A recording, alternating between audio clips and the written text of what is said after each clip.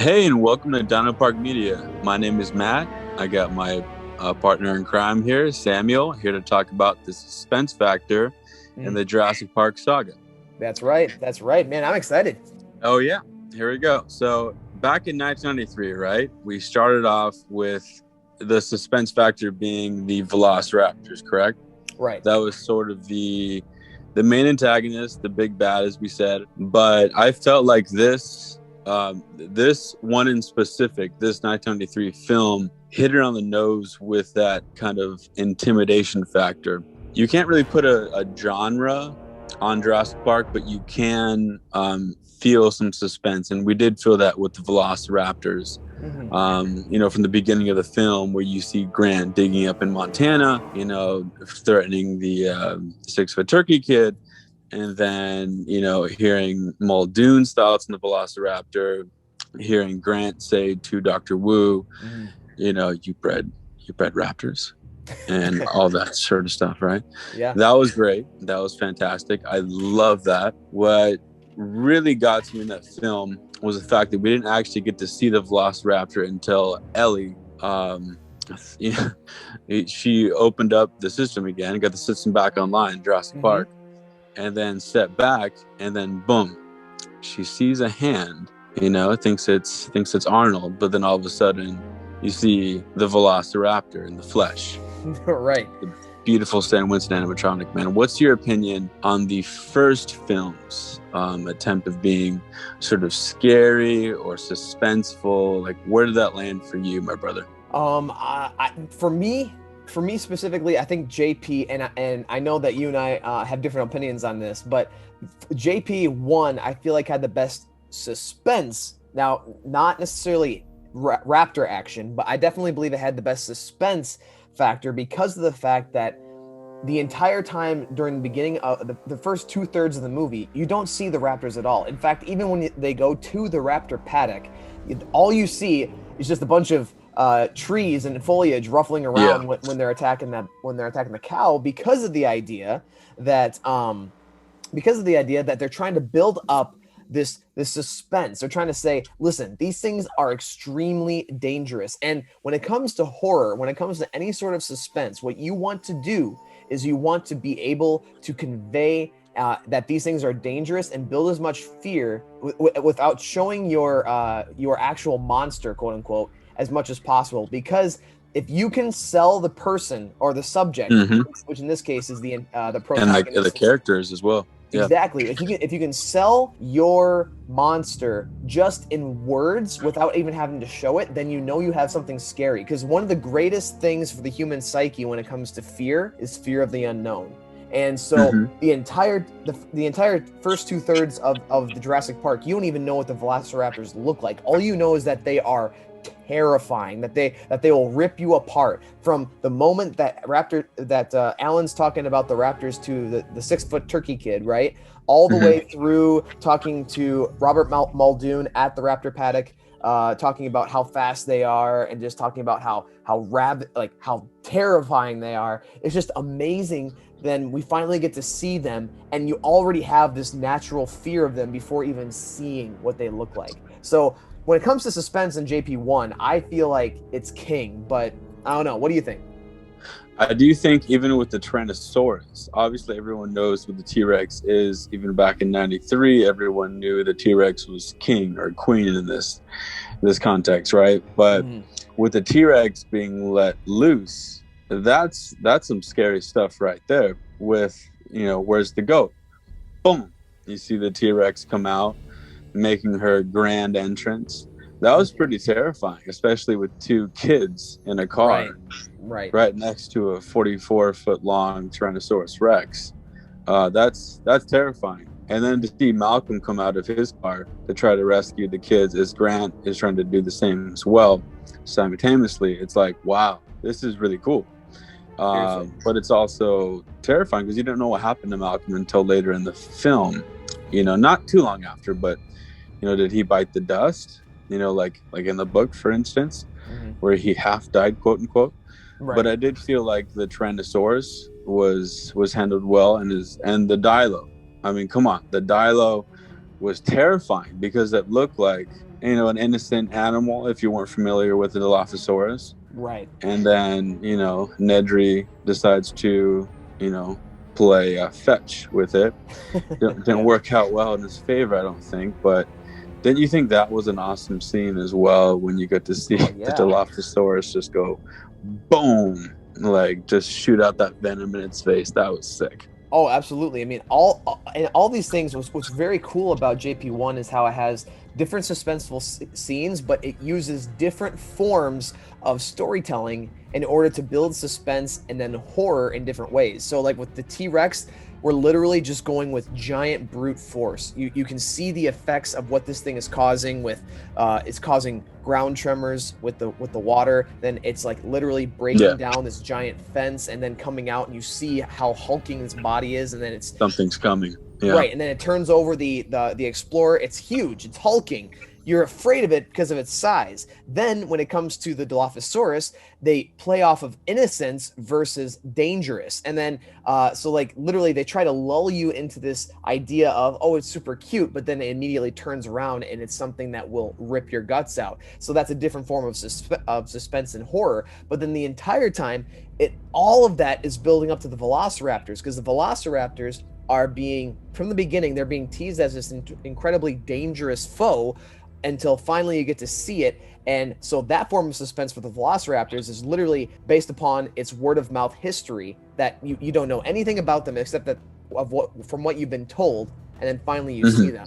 So yeah, I think that the Velociraptors definitely, like, Jurassic Park has a great way of building suspense. It does, and not to mention the scene where you see Ellie and you see Muldoon in the forest. Mm-hmm. You see them sort of being stalked by the prey. Like Muldoon does say that we are being hunted. Right. So that creates some suspense. You see Ellie running in the control room, injured, and then you see the Velociraptor just landing like boom, like she's right after her, about to make her lunch. And I thought that was a very, very well handled scene. Absolutely. Just Jurassic Park at its peak right there. Right. Yeah, that's right. But let's move on to the to Lost World. Absolutely. So in Lost World, personally, I do feel like it had similar beats to Jurassic Park, but I feel like the tone was different. It was much more of a grisly film, not just in its nature, but also aesthetically, and arguably with the deaths. I feel like we're a little bit more hardcore. It really pushed that PG-13 to a degree. As far as it being scarier than the first film, it's up for debate, but for me, the scene that pops out right away, or two scenes in particular, actually. One is the long grass, because the long grass scene, you know what's coming, but you don't. You see the Velociraptors pop out their heads in the long grass, and they just pick out the humans one by one. And it's terrifying. I mean, you see RJ saying, "Don't go into the long grass." Right.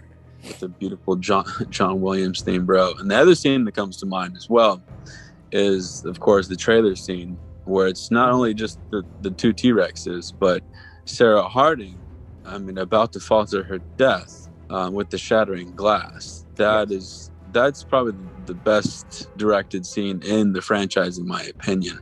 I mean, in your own opinion, in Lost World, where do you feel like the suspense, where do you think it ranks, or how do you feel about it in contrast to the first? Well, in contrast to the first, I feel like it's lesser, and not because I feel like the Lost World it's not because I don't think the Lost World's not darker. I know I just did a double negative, but the thing is, when it comes to the Lost World, it is noticeably darker, and the stakes definitely feel higher because you have more people that have the opportunity to die on the island at this point. Yeah. And so, but I think because of that specific reason, because there's more people that can die, because the first movie already came and we already know that that island's super dangerous. The people are going there expecting it to be dangerous. There's less suspense building, because we already know that there's danger ahead. When it comes to Jurassic Park 1, the whole first act is literally dedicated to trying to lull you into this sense of wonder and amazement, and nothing can go wrong until of course it does. And so when you come back around to the Lost World, it's not that the movie is not less intense. It's just that it's total chaos. Exactly, because no matter where you go in the movie, you automatically know there's going to be danger. Your heart's already expecting something to pop out at you, because from the moment that they step on the island, they're already saying, "This is dangerous. This is dangerous. This is dangerous." Even their encounter with the Stegosaurus herd, like even their encounter with the Stegosaurus, an herbivore, they're running into problems. That was a great scene as well. It was, yeah. But yeah, moving into Jurassic Park 3 now. I personally feel like they toned it down for multiple reasons. I felt like, as we stated earlier multiple times, the first film was filled with awe and wonder and color, and also the aesthetic. If you look at Sorna from Lost World to Jurassic Park 3, it's drastically different for a reason.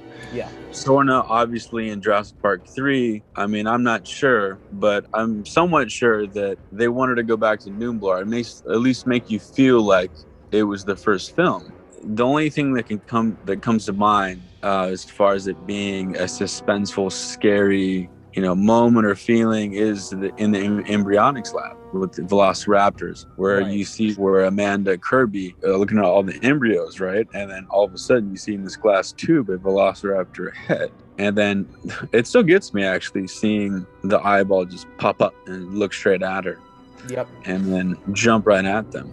That was an amazing feeling. I mean, as of that, I don't know. The Spinosaurus was a bit of like a Jason Freddy kind of a feel in a way, sort of, like kind of like that. But what about you, man? What do you think Jurassic Park 3 did well as far as the suspense factor? Oh, I will echo what you said about the embryonics lab. That scene, like, for the longest time in elementary school, I literally had to look away because no, for real. Because the first time I watched it, and I actually watched that, I remember like gripping my chair and like getting like legitimately scared, but then I had nightmares for like the next month. So like every time that I watched it, exactly, right? yeah. Except it wasn't just all of a sudden like a velociraptor in my dream, Samuel. Like it wasn't that, but but like I definitely But I definitely got freaked out though, to the point where I for the next however many years, I just like would have to look away during that scene. As soon as the velociraptor showed up in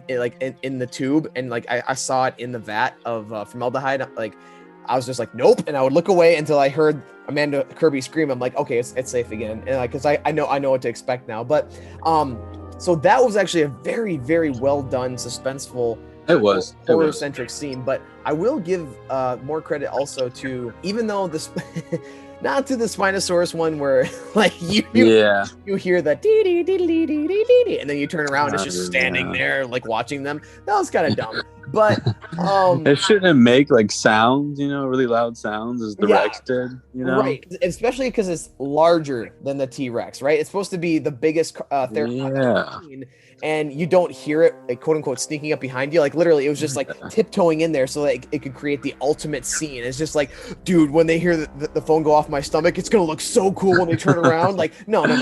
Yeah, they can talk the talk, can't walk the walk. I'll tell you that. Right, but I will say though that the water scene, the Spinosaurus and the sail like coming up like water, I see that. That was pretty cool, and I did like that Jaws kind of feel. The Jaws like sail coming up, but it was butchered because of Barney. Because in between all the cuts, like, why did they put that in? Exactly, because it was supposed to be some sort of like comedic relief, and I think it was because JP3 was trying to be marketed towards kids, and they tried like lightening the mood a little bit. It's more PG, don't you think?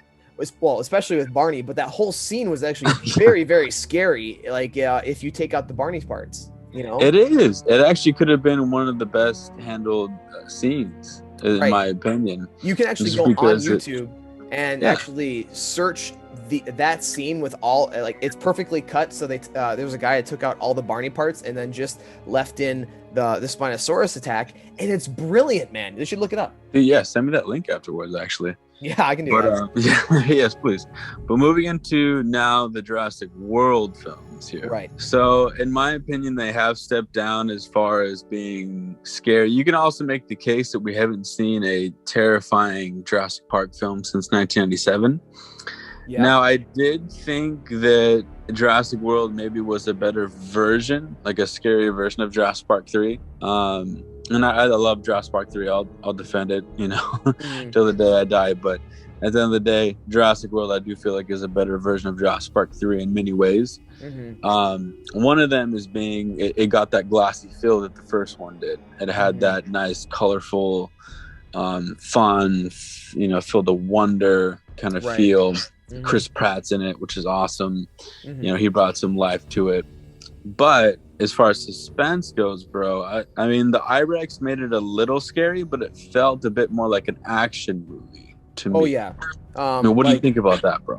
I completely agree. Like, it's a lot more contrived. They don't naturally build the scary factor of the Indominus Rex like they did with the Velociraptors, because the Indominus Rex needed to get out sooner than the Velociraptors. The Indominus Rex needed to play both the role of the scary Velociraptors and also the chaos-causing T-Rex in one film. So like in Jurassic Park 1 in 1993, like you had the T-Rex escape, which initiated the chaos, and then you had the Velociraptors at the end of the movie, which added to the overwhelming sense of chaos, right? Yes, correct. Whereas with this movie, with Jurassic World, the Indominus Rex needed to play both of those roles. So there's no way that they were going to be able to make the Indominus Rex as scary as the Velociraptors, because it came out too quickly. Which is fine. I mean, I feel like Jurassic World it's my second favorite Jurassic film, after 93. So I really like Jurassic World, but it's obviously not for the scary factor, but more of definitely leaned into the action movie feel. They definitely moved into the kiddie feel. Like, I mean, there's some adult themes, like the guy with the bloody hand getting attacked by getting attacked by a Velociraptor. Like, yeah, you see plenty of that. But and then also like the blood on the jaws of the Indominus Rex after it feeds when it first breaks out, like all of that is very adult. But ultimately, the movie also, the franchise right now seems like it's meant to gear towards a little bit more towards kids, so that more toys will get sold, which I have no problem with, as long as they can keep this level of quality. I think Fallen Kingdom took a little bit of a dip, but Jurassic World, the original, it's so good. Absolutely. And in Colin we trust, as we say. Right. But as you said, moving on to Fallen Kingdom, actually, this is where I feel like they attempted to make it darker. I mean, J.A. Buena, he is known for being scary, his Spanish films are very scary. But as far as this specific Jurassic World movie, Jurassic World Fallen Kingdom, to me it felt, dare I say, cartoonish, with the attempt of making this threatening, like automatically you think of the scene of Wheatley, right? Where he's trying to pick out the Indoraptor's teeth, and then it's pretty obvious what's going to happen. And then then the Indoraptor's smiling, they're like winking at the audience, like, I guess what's going to happen. Yeah, it's Wile E. Coyote from from the old cartoons. It's exactly, bro. Yeah, exactly. I didn't feel the suspense as much in that. I mean, a lot of people compare it. They say, "Oh, Fallen Kingdom is sort of treading on the waters of Lost World." Maybe like the aesthetic, even in the logo, how both logos are sort of the damaged versions of the previous. But and the cinematography, the colorization, but not so much the feel. No. Not the biggest fan, but it still has its moments of being fun. But I will say the Indoraptor had potential, though, man. What do you think about that? I do think the Indoraptor did have some, but it had potential. Right. No, it had tons of potential. It ultimately comes down to you had the right director for Fallen Kingdom, but just the wrong script, I believe. Because there wasn't enough time to develop the suspense. The thing about J.A. Buena is that he knows what he's doing when it comes to horror films, when it comes to suspense building. Yeah. And you could see that from the opening intro scene with Rexy, like gradually coming up as the lightning shows that she's like making her way towards the mercenary, like that's creepy. That's pretty cool. Yeah, Yeah. it's pretty cool. And then also you see it again later with the baryonyx, coming down the tunnel towards Claire and Franklin. Like that's suspenseful, but you don't hear about any of the stakes, or you don't hear about these monsters or antagonists until they're right there and the danger's right there. So there's not enough time for you to build up a fear of that until they're actually True. revealed. The Indom True. the Indoraptor, they tried building it up a little bit, even showing it like how I was playing with Maisie's hair, that super long, Oh, right, right, right. yeah, That was but a pretty cool, iconic shot. it, I did like that. yeah, it's great, but the Indoraptor, I feel like they put it in. Funny enough, I talked about this recently with another person. I feel like it should have been in the woods. Like they like what they should have done Ooh, is like that would have been cool, actually. they should have Really developed creepy. it at the Lockwood Manor and then said we need a field test and then sent it to Nublar to hunt down people on Nublar.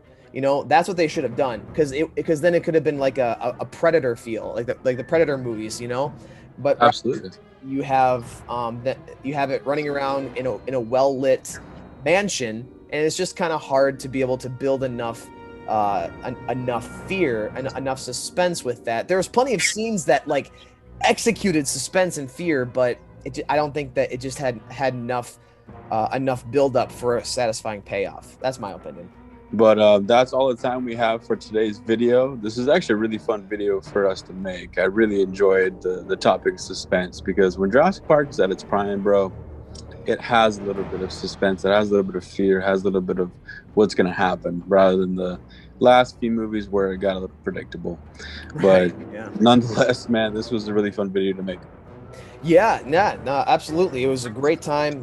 Thanks for putting this one together. I really appreciate it, Matt. And then also, for anybody who's listening, thank you so much for watching it with us.